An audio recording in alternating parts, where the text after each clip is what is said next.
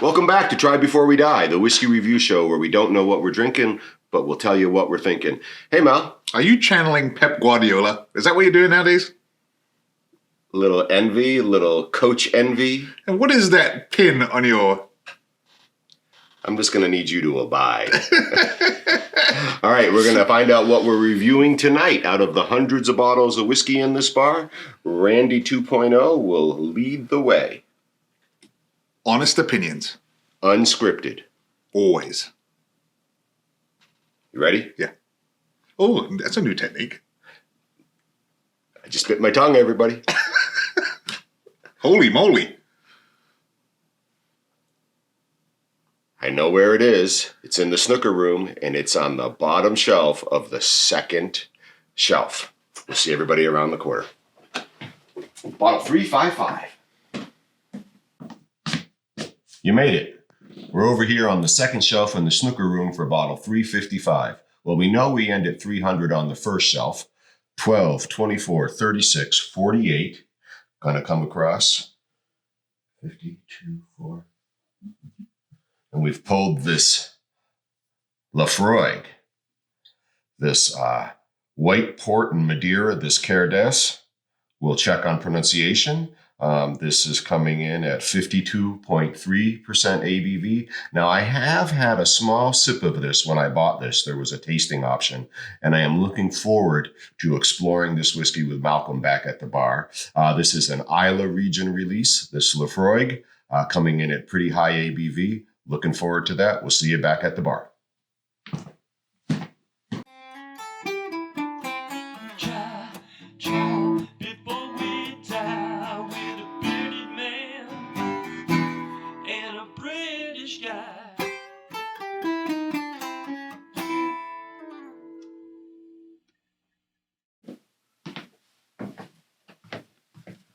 Hey, Mal. What's up?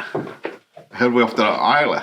We are to the Isle of Islay with this Laphroaig. I think I referenced it as a Cairdeas, but I believe it's sort of like a enunciated car chase. Cairdeas. We'll do a little digging into that, but I believe this is the Cairdeas. So this is an annual release. Do you have any idea what Cairdeas means in Scottish Gaelic? No. What are you and I? Men. What are you and I? Mal's right. Male. Gonna get this open and let Drinkers. American.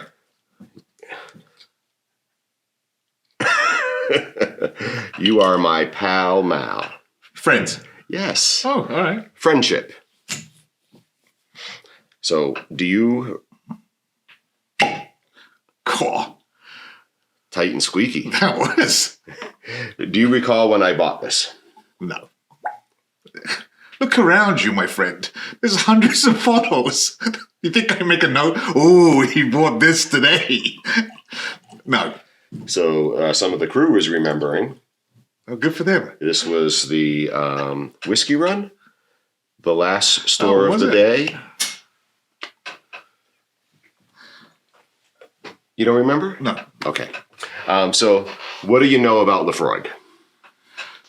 It's actually a distiller that I've actually grown to like. Right. You used to be afraid of it. I'm very much afraid. Why were you afraid of it, Mel? Because of the peat, because of the seaweed, because of the awfulness that I was expecting to come out of the bottle. Band-Aids. Band-Aids. Gym socks. Gym socks. Dirty lockers. Stuff that you shouldn't be putting in a drink. Yeah. A fire that has been put out, but the whole house is gone. Yeah. And it was put out with coal. Put out with salt water. Yeah. No. All those things you say. Yeah. Very intimidating. Yeah. This particular Laphroaig. I heard Port and Madeira. Mm-hmm. I've tried it. And you've expressed that you have tried it, and you expressed that you really enjoyed it. So I'm looking forward to seeing what you think now that you really get to delve into it. And I'm looking forward to what you think in another one of these. My expectations are going to be exploited, right? Because you think of Islay, you think of all those things Mal just brought up and that I teased him with gym socks, Band-Aids, campfires, seaweed, peat, smoke. Yes. And traditional Islas, absolutely, especially the Laphroaigs. Yes. Right? In fact, I think they have something on their bottle. One of the most richly flavored of all Scotch whiskies. But repeatedly, we have had whiskeys, right, and it's delicious, but in ways we weren't expecting. Correct. And that's why I can sit on this side of this bar now and be like... Right. How did I pronounce that? Cairdeas. Not like a TARDIS. Cairdeas. Cairdeas. Which makes no sense whatsoever. Let's talk about color on this. So this is an annual release. Sometimes it'll be a PX finish, other sherry types, other caskings. So, and what is a PX? If you're going to put these words out. Pedro Jimenez. Oh, look at you. You're like one of those like teenagers now on the phone with the emojis and whatnot. Yeah. This is what I'll tell you about this whiskey. Go ahead. I believe that 3/4 of the spirit in this bottle has been aged in Madiera, and 1/4 has been aged in port, and then it's been married. Now, I may have that reversed, but this is a 3/4, 1/4 mix of this White Port and Madeira. And do you say that because of the previous tasting? Or are you just making an educated guess? No, it may surprise even you. Whiskey plays a little bit of a role in my life. And so I pay attention. I try to, keep up on things as much as I can. Yeah. And I retain knowledge sometimes. You do? Yeah. All right, let's talk about color. All right. What do you got? I would say like a treacle. I would even say gold. Light gold. Summer honey. Okay. I'm looking for legs. It's washing down. Do you see anything developing in my glass that I'm not? It's not that. Usually I could see this, the thickness in it just does it.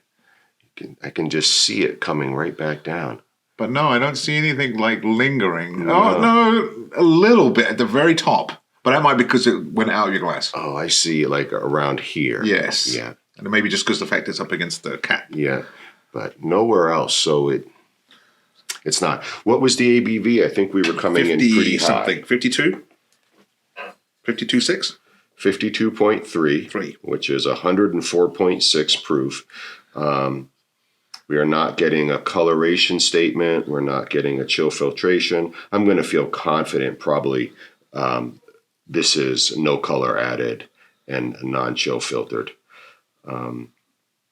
This is a whiskey that's like an old friend returning. A little bit like you.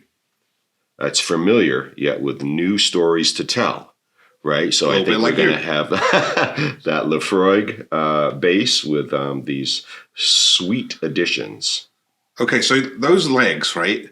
So that liquid is literally holding itself on the glass, and the legs are more like just drops, just little runs. So I can see the drops that you're talking about. And again, because I've had this, right, I don't want to don't say anything about mouthfeel or anything like that. All right, let's do this. So should we just have a nosing of this? Let's whiff it. Let's whiff it? Yeah. Whiff it good? Yeah. All right, can pick up that foundational Laphroaig, right? I was going to say that.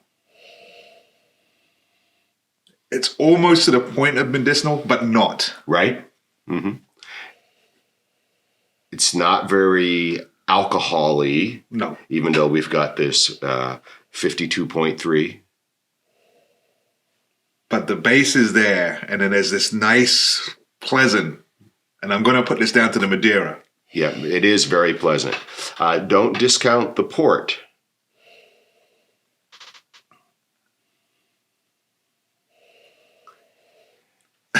And it's a white port, which I think is also a piece of what we're experiencing with coloration here. It's very light. This is a no age statement. There's something there, and I just can't get it.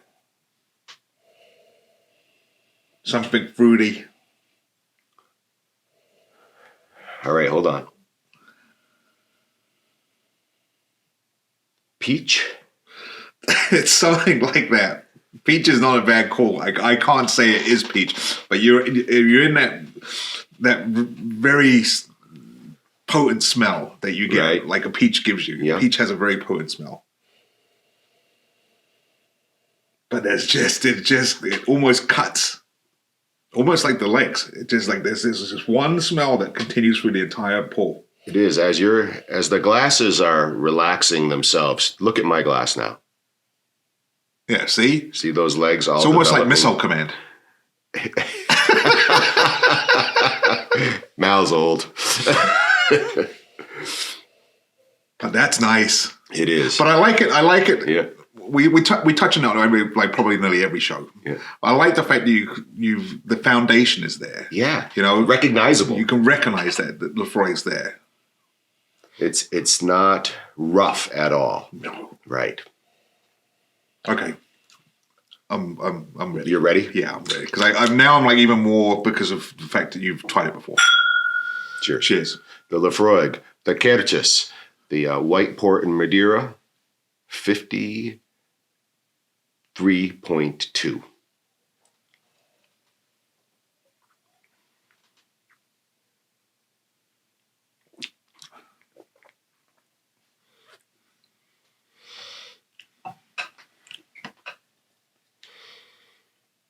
Mm. 52.3. Okay, that was not what I was expecting. It's two drinks. There's a front and a back. The back is the Laphroaig. The front is the fruit sweetness. That's what I'm experiencing. Two different drinks happening. I have this fruity explosion on the front side, and then as it rolls back, it transitions to a Laphroaig.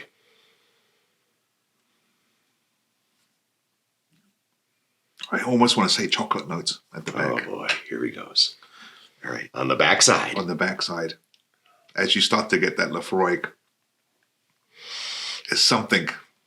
And I don't want to say it's like raisin, but it could be.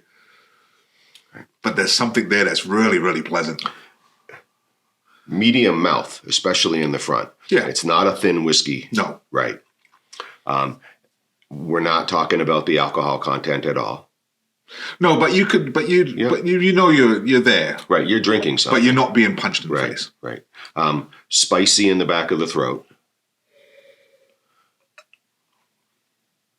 I can hear what you're saying about this chocolate, especially in this idea of something rich.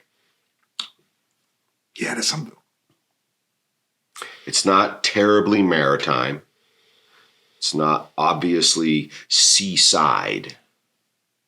No, but there are hints of it. It's hints. Sometimes a Laphroaig will really just bring you to the beach. And I having a hard time to have the front back. And I think because for me, my front is being so abrupt and it's just being overwhelmed by this flavor at the back. Have you held it in the front before you swallowed? No, because it's been drinking it. It's been really top notch. Hang on to it before you bring it back.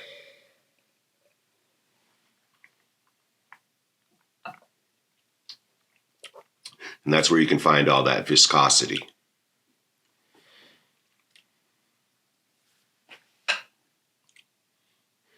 Definitely sweeter on the front. I agree. I don't know if I can pull in the notes because it's just, again, I'm almost wanting to race it to the back because I know what's coming. Do you find it thick on the front? Yes. Yes, absolutely. That's that medium mouthfeel. I could feel it coat my tongue. Yeah.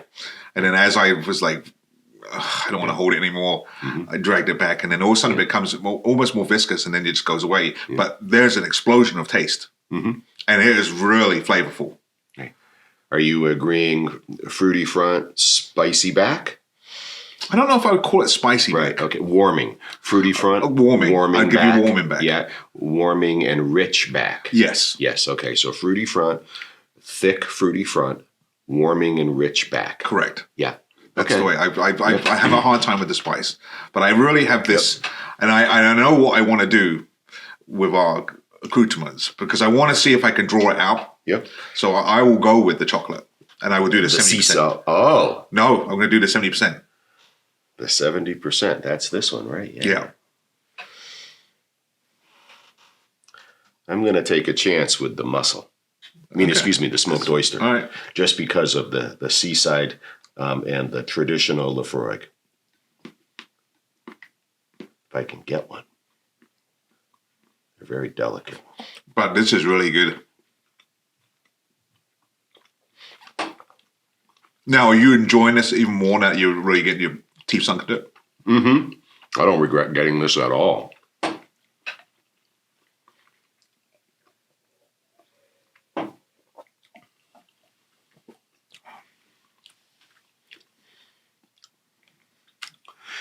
So, please, sir, may I have another?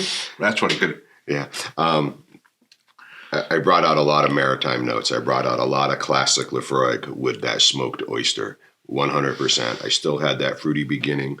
And now I had much more of a seaside ending. Besides really good, what did this 70% so what this chocolate? Did, that 70% chocolate is so powerful, right? What it did, though, it almost gave it a base for the drink to wash itself on, like almost like a wave to wash itself on and then to come back out and then go back across your tongue. I think the maritime flavoring that you get from the Laphroaig almost makes that chocolate into the sea salt chocolate. Yep. But I like it because of the way it felt. It made the drink really this new drink where I had this waves of flavor at the back. What I really like about it, neat in the glass, is how much it deviates from the expectation of a Laphroaig. Agreed. Right? That it's just another of our ongoing examples of don't go in predicting the whiskey, go in and experience the whiskey. I mean, you can go in and predict, but leave your mind open so it can be changed. Right. Don't just hold your bias to say, oh, no. Be open to the fact that, I predicted it here, but this is completely different. Right. I think what I mean with prediction is it's a Laphroaig. It's just going to be a campfire and dirty socks, which is a great Laphroaig, right? But don't go in expecting that because this is nothing like that, though clearly the foundational spirit foundation's is there. Which again, it goes back to what these distillers are capable of doing. The fact that they can take their base blueprint and then just build upon it and change it in different ways that you would never expect it to happen. Never expect it to happen. And to produce something like that, I mean, this is ridiculously good. Right. We'll start to wind it down. As a space guy. But what I'll say is what makes it ridiculously good is how potent the Laphroaig spirit is. True. Right. What they do with their regular releases, their quarter cask, their select, right, their cask strength. This is clearly still that spirit, but how they've sort of managed it so well to bring on these delicate flavors through this Madeira and port casking. It's great. Yeah. That's good. All right. That's a good choice. Let's take a look at what the crew has. Look at these guys. They're really going up. I mean, they've really top notch. I'm a fan of the great coincidence, right? And so the Cairdeas means what? Friendship. Okay. Here's to good friends. Never above and never below you. Always beside you. Cheers, mate. Cheers, mate. The Laphroaig Cairdeas Madiera and White Port cask. Lovely drink. I'm looking forward to trying it with the sea salt chocolate as well off camera. Again, high ABV, not knocking your socks off other than through the taste experience. That ending is just the explosion of flavor.